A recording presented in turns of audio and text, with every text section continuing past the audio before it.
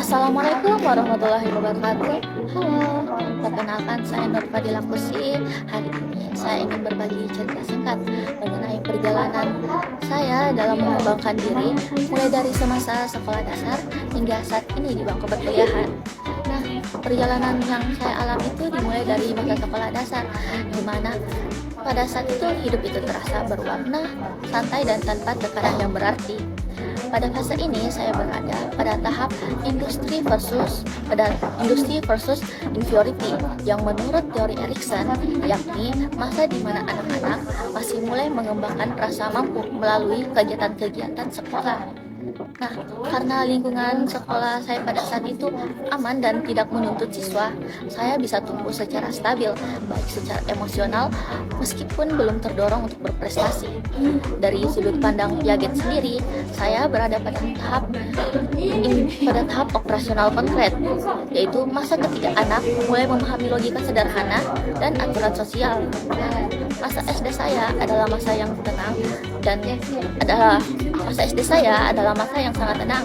Ketika belajar adalah bagian kecil dari kehidupan, bukan pusatnya.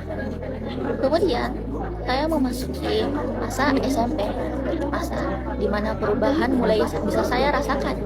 Di lingkungan baru tersebut, saya bertemu banyak teman dari berbagai kalangan, banyak yang ambisius, rajin, serta kompetitif. Pergaulan itu yang membentuk saya menjadi pribadi yang lebih teratur, lebih semangat, dan lebih ingin berprestasi. Saya mulai masuk pada peringkat 10 besar secara konsisten, sesuatu yang sebelumnya tidak akan pernah saya kejar.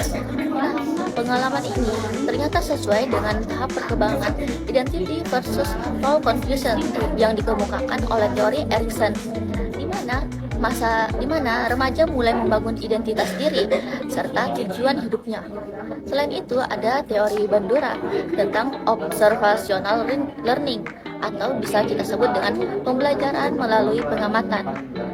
Hal ini sangat terlihat dalam hidup saya karena perubahan perilaku yang saya alami ini dipengaruhi oleh teman-teman yang menjadi model positif. Pada usia ini, saya juga memasuki tahap operasional formal yang menurut Piaget, di mana saya mulai dapat berpikir lebih abstrak, menilai diri, serta memahami pentingnya arah hidup. Kemudian, ketika saya memasuki SMA, saya memasuki fase yang membuat saya benar-benar memahami bahwa dunia itu tidak sesederhana sebelumnya. Pandangan saya lebih luas, persaingan semakin ketat, dan banyak siswa yang berusaha mati-matian untuk mencapai kelompok yang disebut dengan eligible, yaitu kelompok yang mana membuat siswa mendapat keunggulan dalam mendaftar universitas. Beruntungnya, saya berhasil masuk ke dalam kelompok tersebut. Tetapi saya melakukan kesalahan besar, yaitu saya terlalu merasa percaya diri. By the way, dari sejak saya SD hingga SMA, saya itu sering merasa beruntung karena nilai saya itu stabil, pertemanan yang saya alami itu sehat, serta apapun yang saya inginkan terkabul. Seperti saya menginginkan masuk ke sekolah impian saya, dan itu semua terkabul. Saya alhamdulillah dari SD hingga SMA masuk ke sekolah yang saya inginkan. Akibatnya, saya menyepelekan sesuatu yang sangat berarti, yaitu usaha.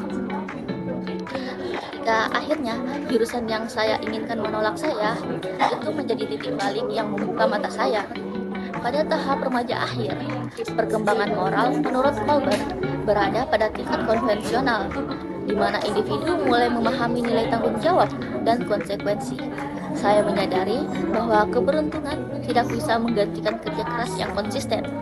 Tahap operasional formal yang lebih matang juga tercermin dari kemampuan saya untuk merefleksikan kegagalan itu secara objektif dan menjadikannya pelajaran tentang arti kesungguhan.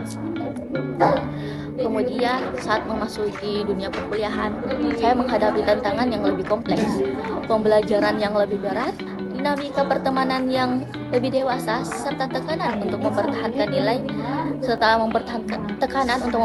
nilai yang lebih bagus membuat saya berproses menjadi pribadi yang lebih matang. Tahap perkembangan saya ini sesuai dengan teori yang diusulkan oleh Erikson tentang intimasi versus isolation, di mana individu dewasa awal belajar membangun hubungan yang sehat dan menentukan komitmen jangka panjang dalam hidupnya. Dari sisi kognitif, saya memasuki tahapan post-formal thinking, yaitu kemampuan berpikir yang lebih fleksibel, realistis, dan mampu melihat masalah dari berbagai sudut pandang. Semua tekanan dan pengalaman selama kuliah membentuk kontrol emosi saya, mengajarkan saya cara mengelola stres, serta menuntut saya menjadi lebih disiplin dan bertanggung jawab. Dalam proses ini, saya memahami bahwa perkembangan manusia tidak berhenti pada masa remaja, tetapi terus berlangsung sepanjang hidup. Melalui perjalanan panjang ini, saya belajar bahwa lingkungan, pengalaman, dan cara kita menyikapi setiap fase sangat mempengaruhi perkembangan diri. Saya sebagai calon pendidik menyadari bahwa setiap peserta didik akan hadir dengan latar perkembangan yang unik. Oleh karena itu, saya ingin menjadi pendidik yang tidak hanya mengajar, tetapi juga memahami dinamika perkembangan anak dari berbagai aspek seperti kognitif, sosial, emosional, moral, dan spiritual. Pengalaman hidup saya menjadi bukti bahwa satu peristiwa, satu lingkungan, bahkan kegagalan pun dapat mengubah arah perkembangan seseorang. Dan saya berharap melalui pemahaman ini, saya dapat mendampingi siswa menjadi lebih bijaksana, empati, yang kemudian akan membentuknya menjadi pribadi yang lebih baik di masa depan. Mungkin saja video untuk hari ini. Assalamualaikum warahmatullahi wabarakatuh. Sampai jumpa di next video lagi.